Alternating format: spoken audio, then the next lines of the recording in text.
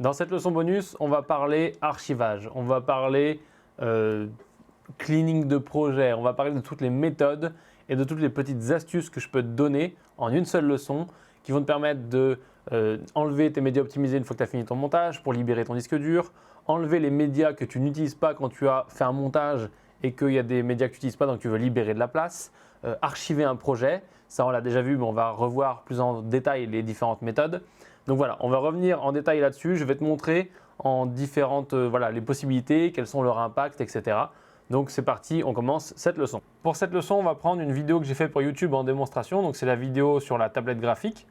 Et donc du coup ici tu vois, on est dans le dossier du projet, tu vois que là j'ai les sons, là j'ai des rushs donc qui sont en ProRes. Si on regarde, on voit que tu vois c'est des rushs, c'est pas du face caméra, c'est des rushs qui servent à illustrer.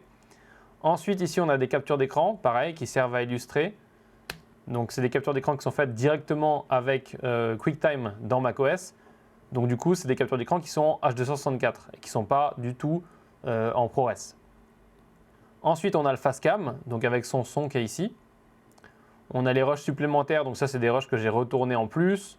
Encore une fois, c'est du ProRes, tu peux voir.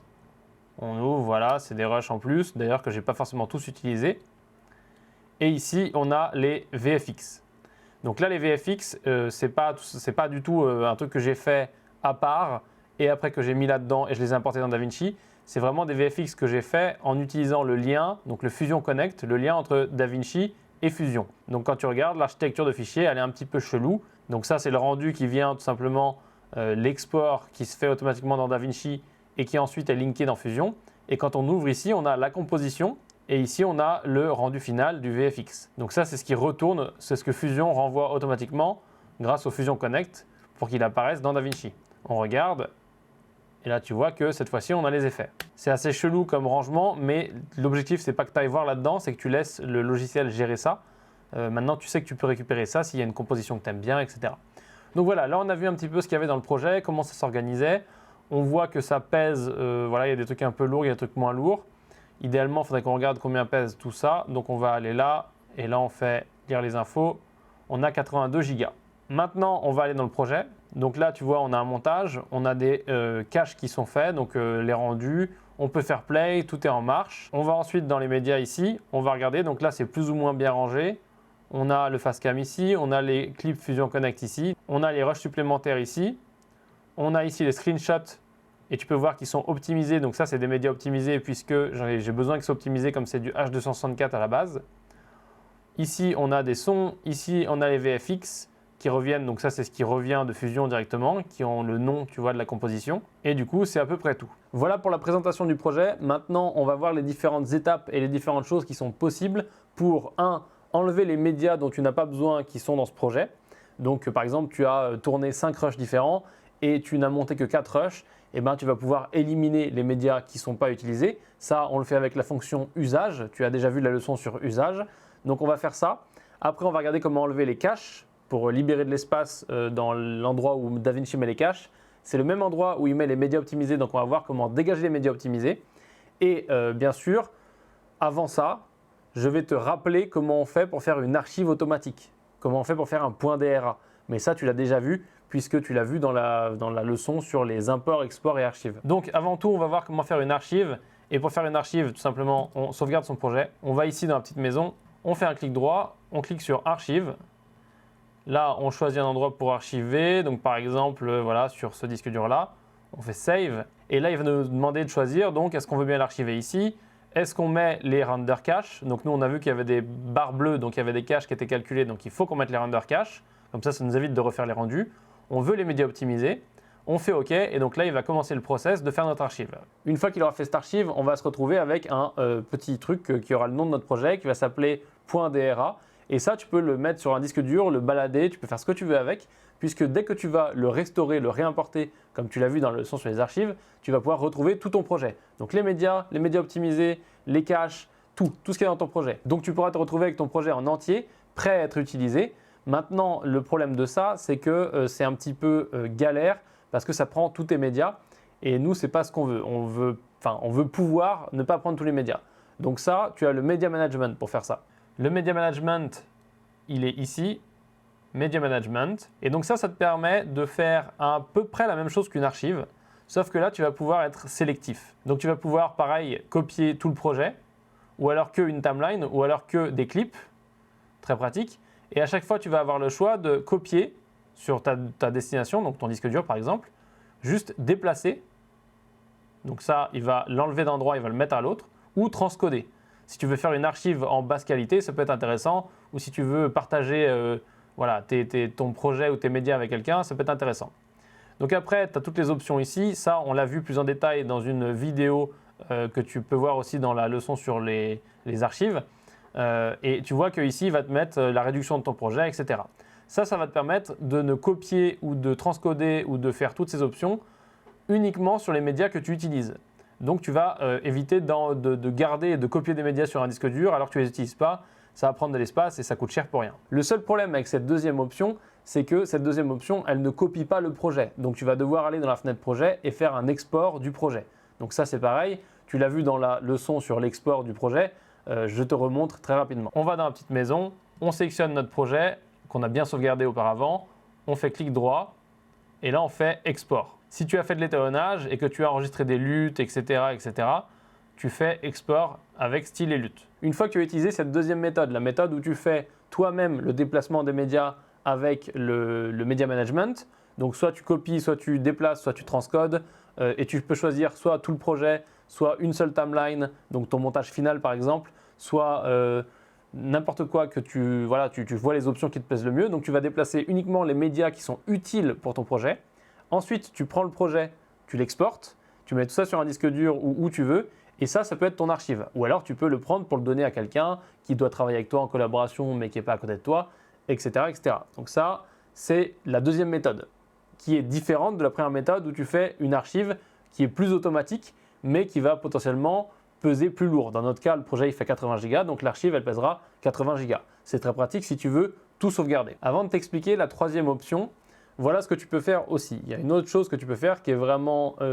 alors là, il faut que tu maîtrises un petit peu et que tout soit bien rangé dans ton ordinateur, mais tu peux prendre tes médias, les déplacer à la main. Donc tu prends, tu copies, comme moi, c'est tout dans un truc, donc je peux les déplacer facilement. Je sais que j'ai 80 Go, je prends, je copie, je vérifie que j'ai bien 80 Go, j'ai déplacé mes médias. Et après, tu fais un export de ton projet. Donc là, on fait un peu ce que ferait le Media Management, sauf qu'on ne passe pas par DaVinci et du coup, on ne bloque pas DaVinci parce que ça fait chier de bloquer DaVinci alors qu'on a besoin de travailler. Donc ça, c'est très important. C'est la troisième méthode, mais c'est une troisième méthode où tu le fais un peu toi-même et du coup, tu ne déplaceras pas les médias optimisés, tu ne déplaceras pas les caches dans la deuxième méthode et la troisième méthode, tu ne déplaceras pas. Maintenant, un truc très important, si tu as suivi ça. Donc première méthode, on archive, on peut prendre les médias optimisés, on peut prendre les caches et on prend tout ce qu'il y a dans le projet. Ça nous fait un point DRA et on peut automatiquement le réimporter dans n'importe quel DaVinci sur la planète. Première méthode, très pratique, mais qui peut être lourde puisque tu n'économises pas d'espace en enlevant les médias que tu ne veux pas. Deuxième méthode, tu utilises le Media Management. Tu exportes ton projet, très très bien, parce que tu gagnes de l'espace en jetant les médias que tu ne veux pas, et tu ne prends pas les médias optimisés, et tu ne prends pas les caches. Troisième méthode, tu fais tout à la main, donc tu déplaces toi-même tes trucs, et après tu exportes ton projet. Après avoir utilisé une de ces méthodes pour faire ton archive, il va falloir que tu nettoies ton ordinateur de façon à ne plus avoir les caches qui traînent, ne plus avoir les médias optimisés, et potentiellement à la fin, effacer ton dossier où tu as mis tous tes médias à l'origine pour libérer ton disque dur. Admettons que tu fasses comme moi, que tu copies sur un disque dur, voilà, comme celui-ci par exemple. Donc tu copies comme ça sur ce disque dur ton archive donc en point DRA, très pratique, ou alors avec les Media Management, tu as compris les méthodes. Et une fois que tu as copié là-dessus, tu vas libérer le disque dur qui n'est pas le disque dur d'archive, qui est le disque dur sur lequel tu travailles. Et donc à ce moment-là, il va falloir que tu nettoies tout ça et je vais te montrer ça tout de suite. Dans un premier temps, on va voir où sont nos caches et nos médias optimisés. Donc on clique sur la petite roue en bas crantée ici. Et donc là, on voit l'emplacement des caches et l'emplacement de la galerie des styles.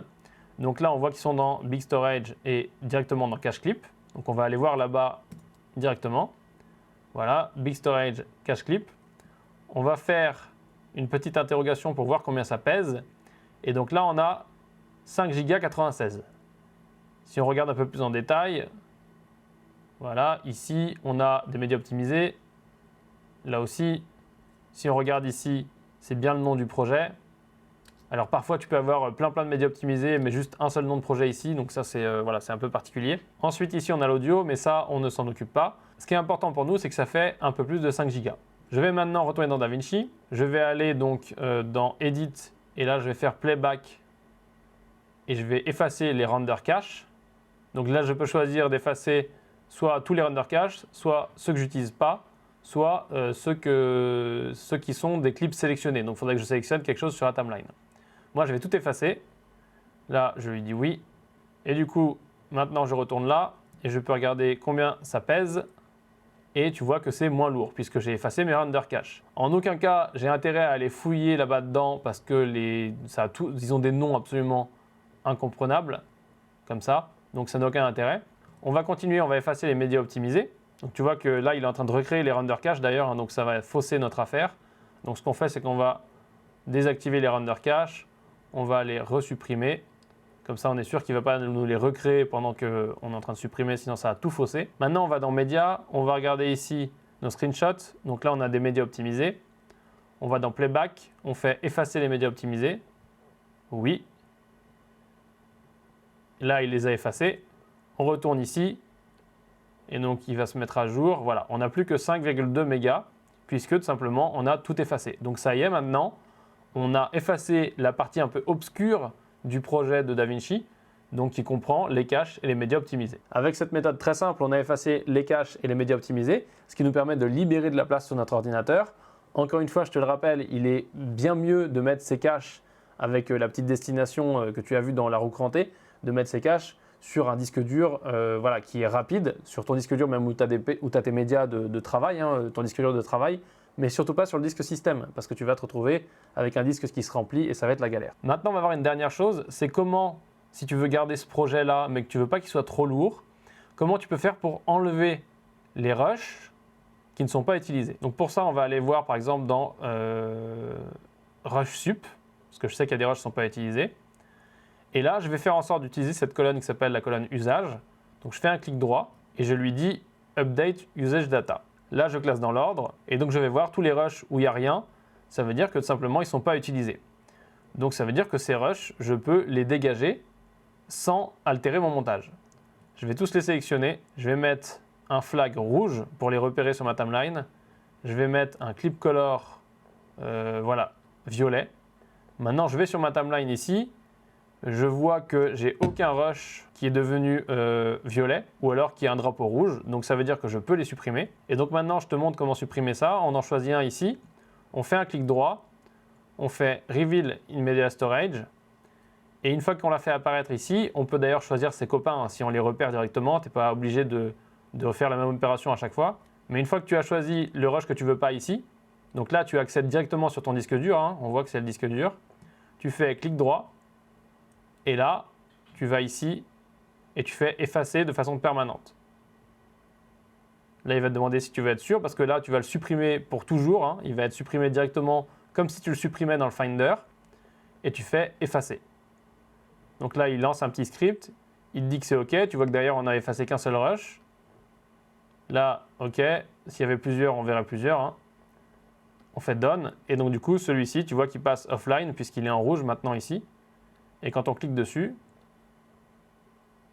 il est offline. Ça, c'est une très bonne méthode pour éviter d'avoir des projets trop lourds. Par exemple, sur des projets qui sont assez longs, comme moi, les formations, elles sont très très longues sur des mois et des mois.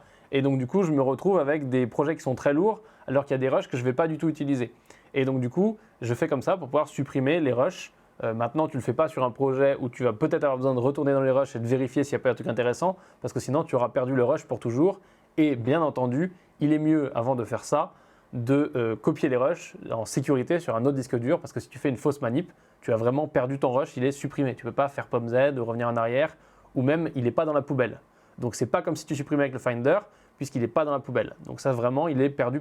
Et pour finir cette leçon, une dernière chose très très importante, une fois que tu as supprimé tes rushs comme ça qui étaient en trop, le son, l'image, tous les rushs qui n'ont rien dans Usage Data, une fois que tu as supprimé les médias optimisés et les caches, tu peux à ce moment-là faire une archive.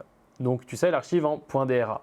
Si tu fais ça, tu te retrouves dans une situation où ton archive elle sera moins lourde puisque du coup il n'y aura pas des rushs qui avaient en trop dedans, et il n'y aura pas les médias optimisés dedans et il n'y aura pas les caches puisque tu ne les auras pas cochés ou alors tu les auras déjà enlevés puisque tu sais que tu peux cocher et du coup tu n'auras pas besoin de les supprimer avant. Bref, tu as compris, c'est vraiment la bonne option pour faire en même temps l'automatique et en même temps le manuel tout en ayant le poids le plus léger possible. C'est la fin de cette leçon, j'espère que tu as tout compris. Alors c'est un petit peu complexe, j'ai essayé de te le simplifier au maximum, mais si tu as des questions, tu n'hésites pas à les poser en commentaire juste en dessous et j'essaierai d'améliorer en rajoutant un peu de texte pour expliquer ce qui était un peu compliqué à comprendre. Mais tu as 3 méthodes, tu retiens les 3 méthodes et tu as plein de méthodes d'optimisation que je t'ai expliqué. Donc il faut juste que tu les appliques sur un projet test et que tu vois comment ça se comporte, comme on a fait là en vérifiant les poids. Et comme ça, tu peux t'en sortir sur tes plus gros projets et les projets un peu plus sensibles. Merci d'avoir regardé cette leçon. À plus tard.